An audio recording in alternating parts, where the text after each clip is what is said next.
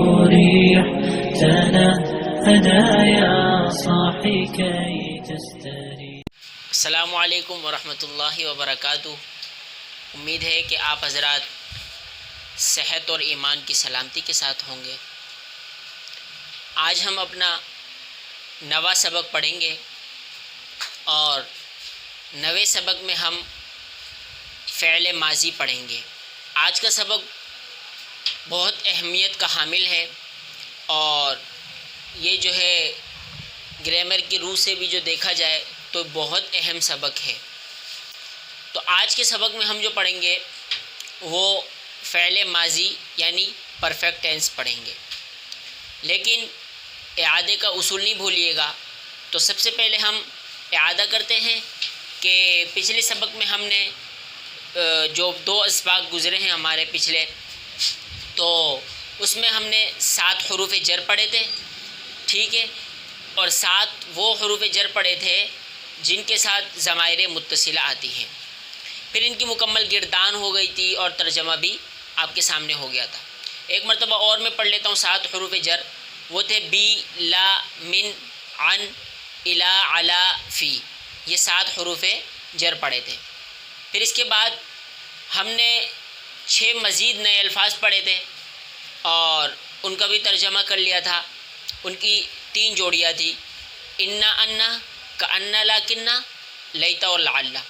یہ ہم نے 6 حروف پڑھ لیے تھے اور ان کی بھی گردان مکمل پڑھ لی تھی اور جو ہے وہ اس کو ضمائر متصلہ کے ساتھ بھی پڑھ لیا تھا. آج کا جو سبق ہے وہ ہے فعل ماضی پرفیکٹ ٹینس. دوستو، اب جو فعل ہے، فعل اس کا جو بنیادی مادہ ہوتا ہے وہ 3 حروف پر مشتمل ہوتا ہے. فعل کا بنیادی مادہ 3 حروف پر مشتمل ہوتا ہے. وہ ہے فا، عین اور لام. یعنی جو فعل ہوگا وہ ان 3 کے وزن پر ہی آئے گا. یعنی فا کے جو ہے مقابلے میں آئے گا، عین کے مقابلے میں، لام کے مقابلے میں آئے گا. اس کو ہم مثالوں سے انشاءاللہ تعالیٰ آگے سمجھ لیں گے، پریشان ہونے کی بات نہیں ہے. تو فعل کا جو بنیادی مادہ ہے وہ 3 حروف ہے اور 3 حروف پر مشتمل ہے. اچھا، اس کے بعد جو فعل ماضی ہے، فعل ماضی کے 3 مشہور اوزان ہیں. فعل ماضی کے 3 مشہور اوزان ہیں، یعنی فعل جو ہوگا وہ ان 3 اوزان پر ہی آئے گا. ایک ہے فعلا جو کہ سب سے زیادہ استعمال ہوتا ہے، اور ایک ہے فاعلہ جو اس سے کم استعمال ہوتا ہے، اور ایک ہے فعولا جو سب سے کم استعمال ہوتا ہے. یہ 3 اوزان ہیں. ان 3 اوزان کے اوپر ہی فعل ماضی آئے گا. یہ بات یاد رکھنے کی ہے کہ یہ 3 اوزان ہیں، ٹھیک ہے جی. تو ابھی تک کیا پڑھا؟ ماضی اور فعل مضارع کیا ہے، ٹھیک ہے، اور اس کے بعد اس کا جو مادہ ہے وہ پڑھ لیا، اور اس کے 3 اوزان جو فعلا، فاعلہ اور فعولا، یہ 3 اوزان ہم نے پڑھ لیے ہیں. اب یہ جو فعلا ہے، فعلا سے جو ہے اس کی مکمل گردان آئے گی. اب مثال کے طور پر ہم کہتے ہیں کہ فعل ماضی کہ کسی نے جو ہے وہ پڑھا، کوئی سویا، کوئی جاگا، ٹھیک ہے. تو یہ سارے فعل ماضی ہے اردو کے اندر، ہے نا. اب ہم کہیں گے کہ بھائی وہ ایک بندہ سویا ہے یا 2 سوئے ہیں یا وہ سب سوئے ہیں، تو اب واحد، تثنیہ اور جمع ہوگا. تو اسی طرح اس کی گردان کے اندر بھی 3 چیزیں ہوں گی، یا تو 3rd پرسن ہوگا، یا 2nd پرسن ہوگا، یا 1st پرسن ہوگا. تو اسی طرح اس کے اندر بھی 3 چیزیں ہوں گی. تو 3 جو صیغے ہوں گے وہ 3rd پرسن کے ہوں گے، 3 صیغے جو ہوں گے وہ 2nd پرسن کے ہوں گے، 2 صیغے جو ہوں گے وہ 1st پرسن کے ہوں گے. تو اس کی مکمل ایک گردان بن جائے گی. تو ہم نے کہا تھا کہ فعل جو ہوتا ہے فعل ماضی، اس کی 3 اوزان ہیں، فعلا، فاعلہ اور فعولا، ٹھیک ہے. اس کے بعد جو فعلا ہے اس سے ایک مکمل گردان آئے گی، اور اس کے اندر ٹوٹل 8 صیغے ہوں گے جو مذکر کے ہوں گے. تو اس کی ہم گردان پڑھتے ہیں. وہ گردان یاد کرنے کی ہوگی اور اس کا ترجمہ بھی یاد کرنے کا ہوگا. پھر ہم اس ایک گردان کو یاد کر لیں گے تو اس کے وزن پر ہم ہزاروں افعال جو ہیں ہزاروں وربز جو ہیں وہ ہم اس کے وزن پر لا کر بنا سکتے ہیں اور اس سے ہمیں جو ہے وہ گردان پڑھنے میں آسانی ہوگی۔ تو پہلی جو یہ تصریف ہے اس کو دھیان سے اور مکمل توجہ کے ساتھ اور اچھی طرح پختگی سے یاد کریں گے تو انشاءاللہ تعالی آگے کی جو گردانیں ہوں گی، قرآن پاک میں جو ہزاروں افعال استعمال ہوئے ہیں، ہزاروں ٹینسز استعمال ہوئے ہیں، وہ انہی وزن پر استعمال ہوئے ہیں۔ ماضی کے جتنے بھی ٹینسز ہوں گے وہ ان 3 پر ہی استعمال ہوئے ہیں۔ تو اسی وجہ سے یہ بات ہے کہ بھئی اس کی جو گردان ہے، پہلی گردان ہے، اس کو یاد کر لیں گے ہم۔ تو پہلی گردان کون سی ہے؟ وہ ہے فعلا، فعلا، فعلو، فعلتا، فعلتما، فعلتم، فعلتو، فعلنا۔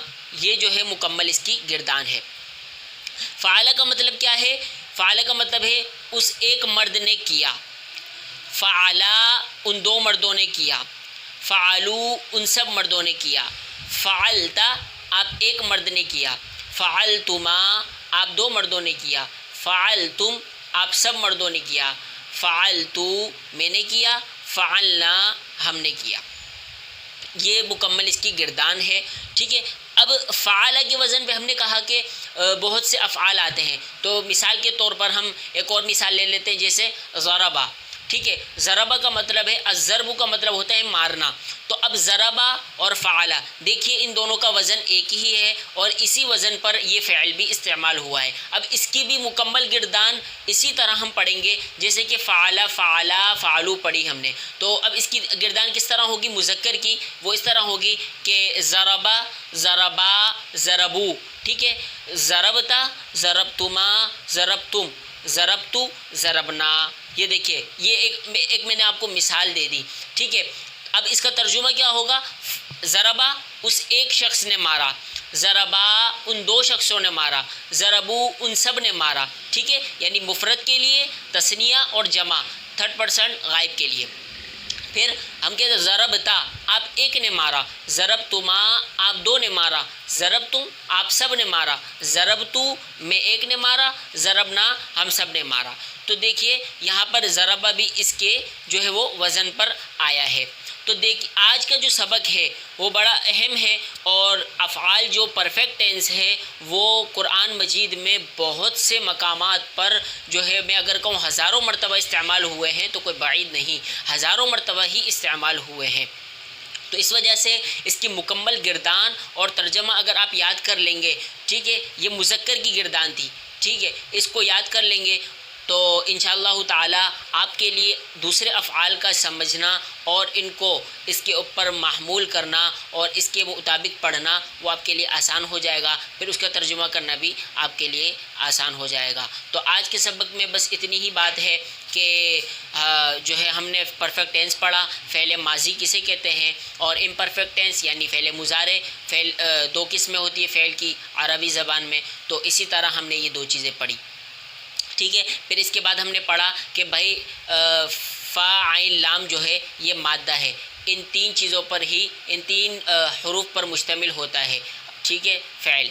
اور اس کے بعد ہم نے پڑھا کہ بھائی اس کی فعل ماضی کی ہم نے گردان پڑھی، اور یہ گردان مکمل یاد کرنے کی ہے، آپ یاد کر لیں۔ اس کے بعد انشاءاللہ تعالی ہم فعل مؤنث کی جو ہے وہ گردان پڑھیں گے۔ اللہ تعالیٰ آپ کا حامی و ناصر ہو۔ السلام علیکم ورحمۃ اللہ۔